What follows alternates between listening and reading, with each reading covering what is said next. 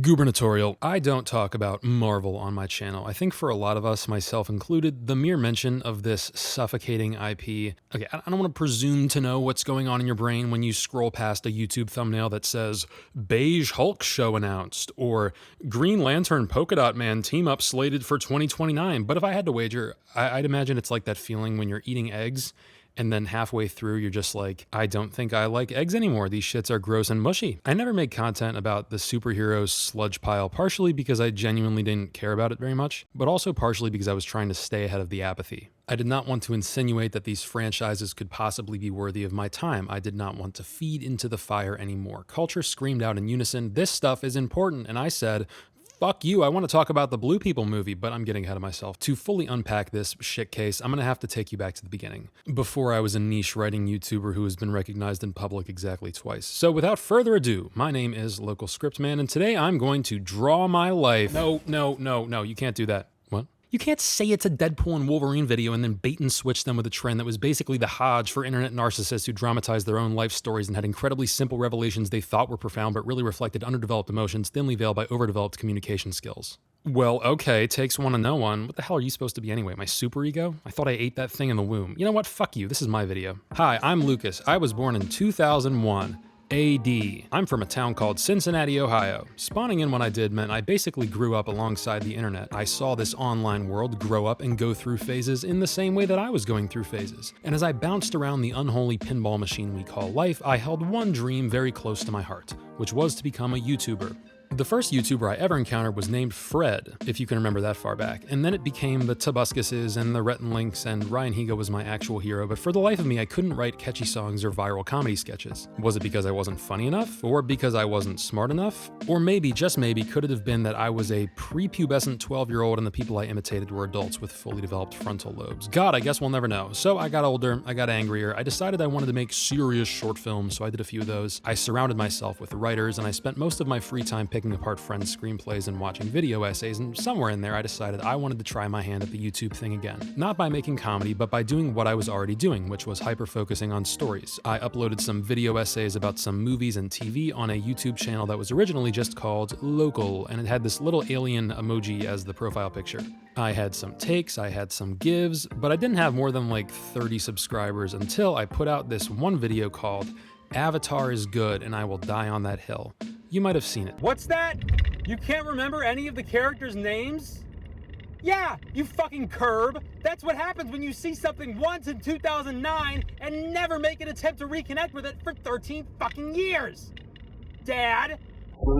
Basically, the video was me semi-satirically explaining why the Blue People movie is actually super tightly written and people who hate on it are in a state of mass psychosis. The video took off. It's still the first searched thing when you type in my username. It grew my channel to like 30,000 subscribers in a matter of weeks. It jump-started my career. Dude, I'm serious. You need to talk about the movie. I'm going to talk about the movie. You cannot just bring people in. Get off my sack. I'm a professional writer. This is going somewhere, I promise. As I rode the wave of success on my channel and grew my story consulting business, the Avatar video fell further into the past, and I began to view it in a more cynical light. I hated the way that I spoke. I hated how I treated fandoms and pop culture debates like some holy war. Now that I was on the other side of the curtain, working with real filmmakers on real projects, I saw those stale debates as kind of sickening. Not because I'd graduated to art house or anything like that, but just because I was tired of consumer culture. Oh, great corporation! What will fall out of the Disney coconut tree next? I hope it's not bad like all of the other things I say as if I'm not actively giving them money. And then there was me with my big filmy film bro takes that, while making different arguments, were still cut from the same rhetorical cloth. Still part of the same consumer versus consumer battle where we treat liking and disliking IPs as a sport, waging war over popular opinion, flying the banners of multi-billion-dollar franchises that don't even know we exist, all because, durr, I'm a fan. You don't have to nod along to that. I realize how bitter it sounds. I'm just telling you that was the headspace I was in when I unlisted the Avatar video and several other videos on my channel. I was already beginning to feel like they were petty and immature, and I cringed at how aggressively and emotively I advocated for ideas that had no practical value. I would compulsively compulsively scroll through the sea of positive comments to find the negative ones, a lot of which I felt were making decent points, and then these world champion non-contributors made fun of me, and I was already having a bad day, so I kind of just snapped and decided I was going to take down all the stuff I didn't like anymore. Your image is not going to manage itself. You got to take the reins, which is stressful when the number of eyes on you keeps growing and growing and growing, and sure, I still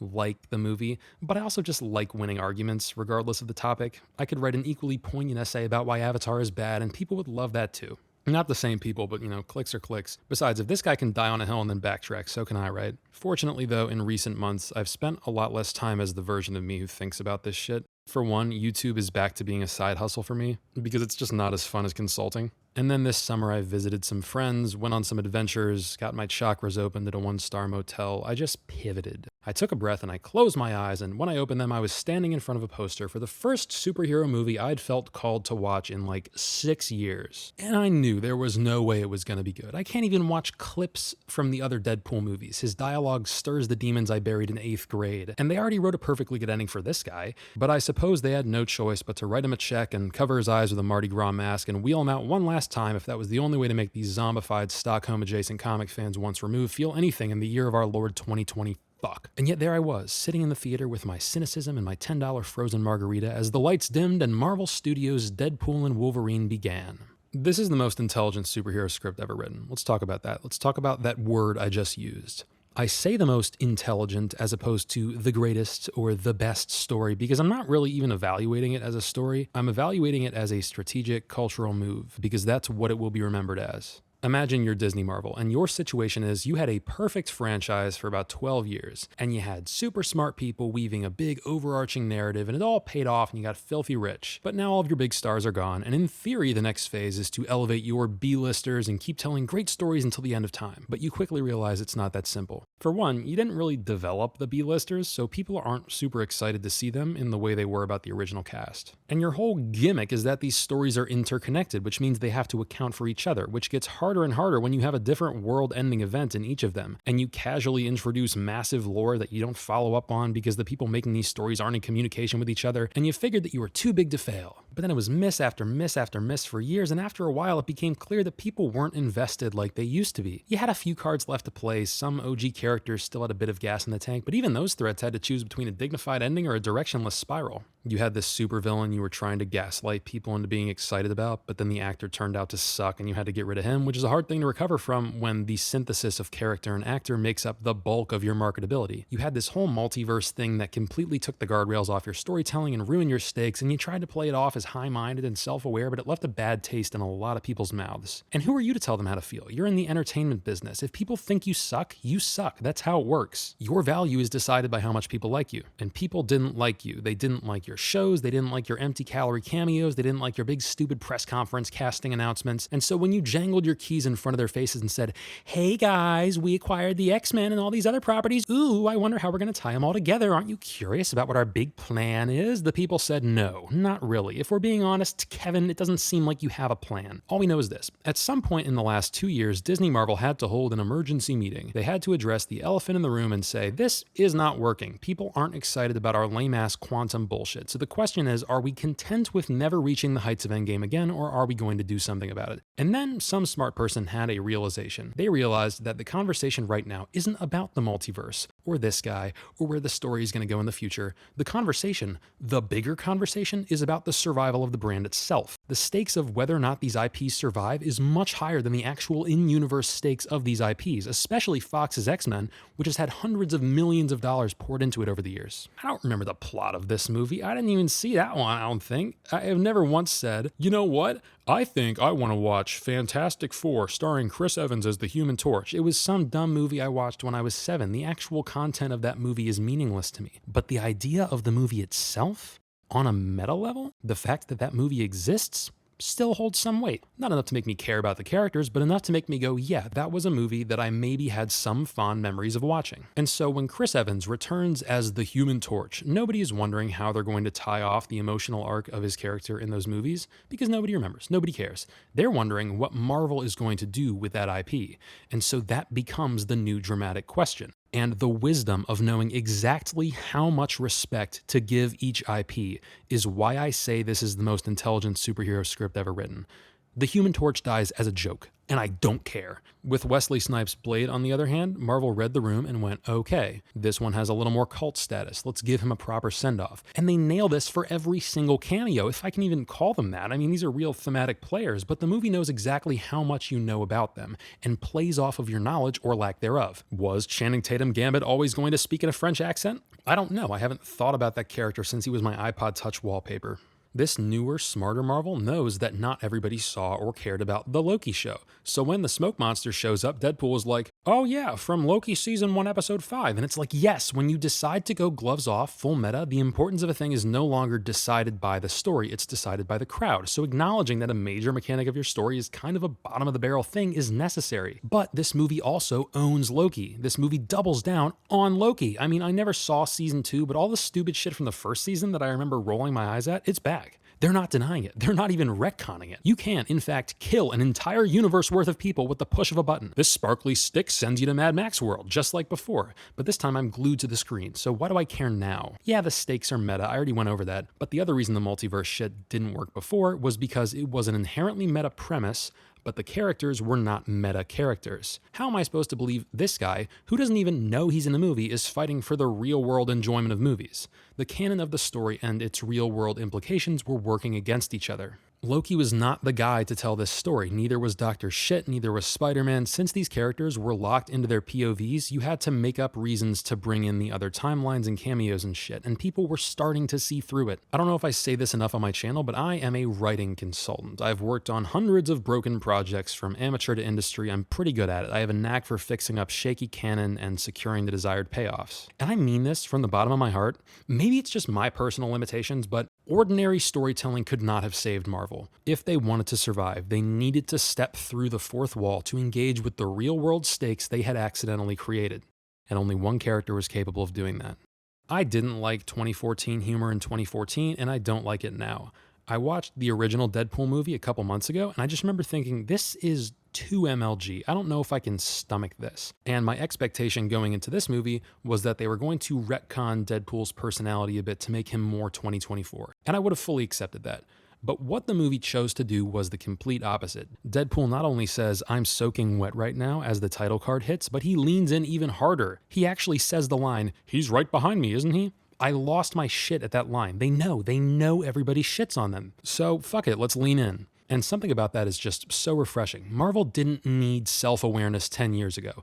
I remember hearing that stupid line in Avengers 2 where Hawkeye says, "We're fighting an army of robots and I have a bow and arrow," and being like, "Boo, tomato, take yourself seriously." But if there's one thing Deadpool and Wolverine has shown, it's that you can take yourself seriously and be self-aware. I mean, genuinely, I did not think those two things could coexist, but here we are. Every single one of Deadpool's fourth wall breaks feels like it was written by averaging out the internet's opinions on whatever that thing was and then constructing a quip with the perfect ratio of reverence and apathy, which again fluctuated wildly depending on the topic. I didn't even realize this was the fire guy from X-Men 3, and I didn't care either. So when he started giving a speech, I was like, okay, not everyone gets a speech. And then Deadpool knocked him out and said, not everyone gets a speech. And I was like, yes, they know. They're on the exact same wavelength as me. I called a couple of other things. I knew they were going to kill off Granola Deadpool in some shocking way because he didn't have healing powers. I would have put money on the girl Deadpool being Blake Lively in wrinkle makeup, which didn't pan out. But my point is, in almost every instance, Deadpool and Wolverine knows how to play the culture game. For the first time in a long time, Marvel didn't just yell at the audience and say, "You, hey you have to care about this. You have to care about Apollo Creep and his quantum whatever the fuck." Instead, they took a good honest look at what people actually cared about and built the story around that. The fact that so many lines were double entendres about the actors blew my mind. When was the last time the concept of casting was acknowledged as a factor in a story? Coming from someone who checked out of all this stuff a long time ago, this is groundbreaking. Marvel got me not only enjoying one of their movies, but going to an IHOP immediately after and spending 5 hours writing a YouTube video about it. This movie also has a story. It's not just expertly crafted meta-commentary. Something I appreciate is that Deadpool isn't just cool. Again, it would have been so easy to give him a 2024 coat of paint and make him a cold, calculated Dr. House, Rick Sanchez type because people like those characters. And it's been so long since the last Deadpool movie that audiences wouldn't even remember. They would have accepted that personality transplant. But no, Deadpool is a little lover boy who likes puppies. Fuck you. That's who he is. He has fragile self-esteem. He likes attention. He wants to feel like he matters.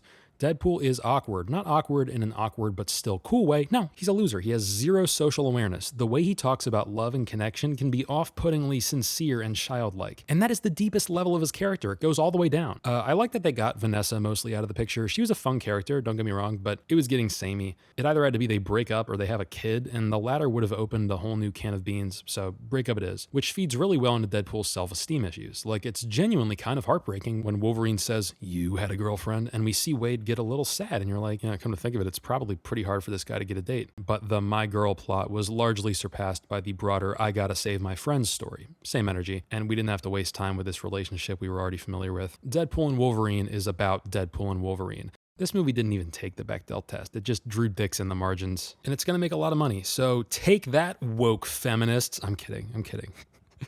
But can you imagine the damage I could do if I decided to tap into that market? Holy shit. I mean, its current Golden Boys managed to rack up 1 million views a video by simply feeding whatever the newest Disney Plus garbage is through a machine that applies the same 5 opinions every time. Imagine that, but smart. God damn.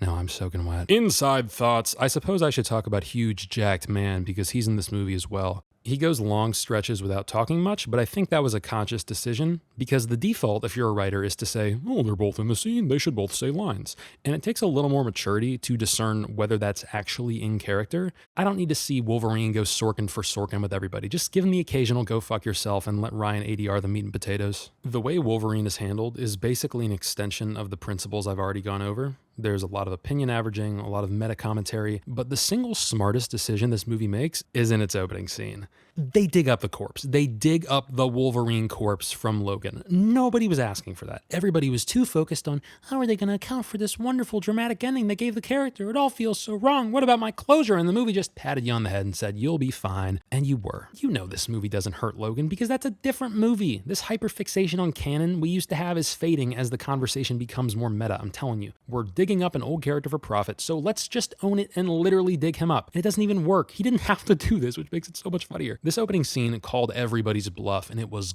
glorious. I am jealous of the brain that came up with this. This movie has 6 credited writers, including Ryan Reynolds, and there were probably dozens more voices in the mix. There were think tanks, there were committees. This movie is a movie, yes, but it's a marketing strategy first and foremost. Its job is to fix Marvel. It remains to be seen whether this franchise will be able to successfully pivot back to sincere epic storytelling if indeed it wants to. But for now, it's safe to say Marvel is no longer relevant because it's good. No, it's good because it's relevant. The Roko's basilisk has swallowed its own tail. We're in the 4th dimension now. Brat Summer will be immediately followed by Brat Heat Death of the Universe. Wake up, live for the moment, if that's my message. I don't know. Is it? Do I have a message? Do I want a message? Is that pretentious? Ooh, but the medium is the message. Marshall! God, I don't want to hate you. Why do I hate you? Is it because you said a thing I had to endure on a loop for 3.5 years of undergrad media sludge and you, the hero's journey? I mean, I don't know about this guy's other takes, but maybe he was onto something here. People really jive with these imps. I don't know. You get a light boner when Luke Skywalker pops up on the screen, fine. You get a little kick when some strung out character appears in another strung out character's Disney Plus show, great. Maybe hate watching is love. Maybe superheroes are cool. Maybe I don't get to decide what matters. Do I criticize everything that's beginning to look familiar to me? How is that sustainable? I'm just glad these people woke up and chose to be self-aware instead of digging their graves any deeper. If there's one lesson this movie can teach you about marketing, about storytelling, about communication, about life, it's that sometimes you just have to come out and say the thing. No retconning, no telling people what to care about. Just kick the zeitgeist in the balls. Merry Christmas, everyone.